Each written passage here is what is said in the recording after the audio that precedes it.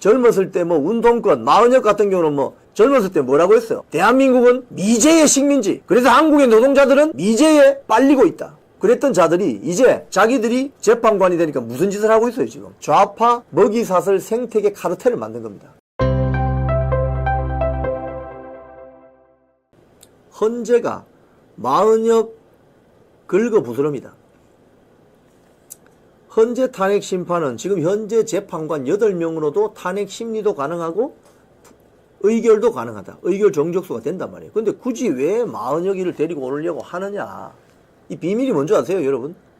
문영배, 이미선, 정계선 등 우리법연구회, 국제인권법연구회 좌파 법조 카르텔 멤버들이 윤석열 대통령을 파면시키려면 6명의 헌법재판관의 동의가 필요합니다.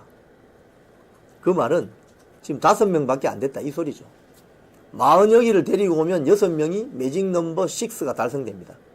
그래서 윤석열 대통령 파면시킬 수 있다는 거예요. 그래서 무리를 해서 40여기를 데리고 오려고 하다가 이번에 사달이 난 겁니다. 40여기를 임명하지 않았던 최상목 권한대행에 대해서 우원식 민주당 출신 국회의장이 위헌 청구를 내죠. 그런데 이게 절차상 흠결이 있어요.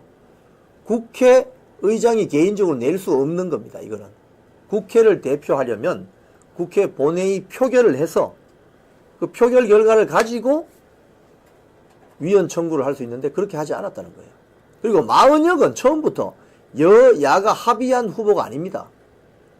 여당인 국민의힘은 조한창 변호사를 추천했고 야당인 민주당은 정계선 서울지방 서부법원지방법원장을 추천했거든요. 마흔역은 합의된 후보가 아니란 말이에요. 그렇기 때문에 최상목 권한대행이 임명 안 한 겁니다. 거기에 대해서 문제가 있다고 위헌 청구를 했는데 그것조차도 절차적 흠결이 있다. 그래서 2월 3일 이틀 전 그 위헌 여부에 대한 선고를 무기한 연기했다니까요. 이런 헌법재판소를 어떻게 믿느냐는 거예요. 헌법재판소는 대한민국 최고의 사법기관 중의 기관인데 어떻게 믿어요? 이걸? 그 소리입니다. 조선일보 칼럼에 이런 게 있습니다. 헌재의 적법 절차 준수만이 내전을 막는 길이다. 이거 안 막으면 내전 납니다, 여러분. 그런데 지금 이 김영수 영남대 교수가 쓴 글을 보면 박범계, 최기상, 이수진, 이탄희 등 인권법 출신 등 의원도 마찬가지다. 즉 정치의 사법화도 문제지만 사법의 정치화가 되는 바람에 지금 대한민국 헌법재판소가 이 모양 이 꼴이다. 사법의 정치화. 이런 내용입니다. 자, 그리고 뉴데일리 기사를 보면 문영배 우리법연구회가 좌파이면 헌법도 좌파라더니 회원 다수가 민주당 하소연으로 전락했다.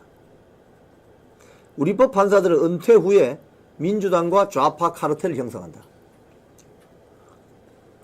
그 서브 타이틀에 있죠. 두 번째 줄에 우리법 판사들 은퇴 후에 민주당과 좌파 카르텔을 형성한다. 최기상 의원, 이광범 변호사, 윤 탄핵 심판을 주도하고 있고 법무법인 LKB가 이광범입니다. 법무법인 지평, 법무법인 화우에서 민주당 변호에 앞장선다. 자, 우리법연구회, 국제인권법연구회, 좌파 법조 카르텔 멤버들은 한 150명밖에 안 됩니다. 대한민국 판사가 한 3천여 명인데 거기에 5%밖에 안 돼요. 5%. 그러니까 3,000명 중에 5, 35, 150명. 근데 이 150명의 우리법연구회, 국제인권법연구회 멤버들이 특히 문재인 정권 시기에 요직이란 요직은 다 차고 들어갔습니다. 그걸 위해서 문재인이 김명수를 대법원장으로 앉힌 거죠. 요직에 다 가 있다가 쉽게 이야기하면 지방법원의 영장 전담 판사들까지도 우리법연구회를 집어넣는다니까요. 이번에 그 윤석열 대통령 체포영장 최초 발부한 이순영 서울 서부지방법원 영장 전담 판사 우리법연구회 아닙니까? 이런 식으로 요직에 다 박아 넣는다는 거예요. 그래서 이 사람들이 출세를 해서 좋은 자리 갔다가 그 다음에 퇴임을 합니다. 대법관으로 퇴임하기도 하고 지방법원장으로 퇴임하기도 하고 법원행정처장으로 퇴임하기도 하고 퇴임을 합니다. 그러면 누가 기다리고 있나요? LKB, 법무법인 지평, 법무법인 화우가 기다리고 있습니다. 거기에서 전관 예우 받으면서 수억씩 땡기는 거죠. 쉽게 이야기하면은. 그런 생태계 먹이사슬 구조를 만들어 놨다는 겁니다. 이 자들이. 그러니 우리법 연구에 대한민국 헌법이 망가지든 대한민국 헌법이 어떻게 되든 간에 나라가 망하든지 절단하든지 상관없이 우리법 연구에만 가입하면 좋은 자리 갈 수 있다. 좌파 정당이 집권하면. 그러면 거기서 꿀단지 빨고 있다가 퇴임하면 변호사로 엘켈리비 법무법인 화우 지평 같은데 전관 예우로 간다 이거예요. 그럼 몇 년 동안 수억 땡긴다 이 말소리입니다. 이 말입니다. 지금 여러분. 이 자들이 젊었을 때 뭐 운동권 마흔역 같은 경우는 뭐 인천 민주화 노동자연맹 인민노련 멤버 아니었습니까? 젊었을 때 뭐라고 했어요? 대한민국은 미제의 식민지. 그래서 한국의 노동자들은 미제에 빨리고 있다. 그랬던 자들이 이제 자기들이 재판관이 되니까 무슨 짓을 하고 있어요 지금. 좌파 먹이사슬 생태계 카르텔을 만든 겁니다. 대한민국 헌법이 뭐라고 하든지 간에 상관없이 지들끼리 먹이사슬 구조를 만들었어요. 그래서 퇴임하면은 높은 자리 하나 딱 받고 퇴임하면 법무법인에 가서 수억씩 땡기는 이 구조. 이래서 대한민국 헌법이 지금 파괴되고 망하는 겁니다. 근데 이 자들이 사법 정의를 이야기할 수 있습니까? 사법 정의 이야기할 수 없죠. 뉴델리의 유근일 주필이 이런 글을 썼어요. 대한민국 법원 좌파 운동꾼 사법 카르텔에 잡아먹혀 가는가. 뉴델리 칼럼 한번 보시죠. 대한민국 법원 좌파 운동꾼 사법 카르텔에 잡아먹혀 가는가. 여기에 몇 명의 판사와 법조인이 나옵니다. 1번 설범식. 설범식은 뭐라고 나오느냐. 어제입니까? 황운하, 송철호 등 청와대의 울산시장 선거 개입 사건. 피고인 15명에게 무죄를 선고하면서 뭐라고 했느냐.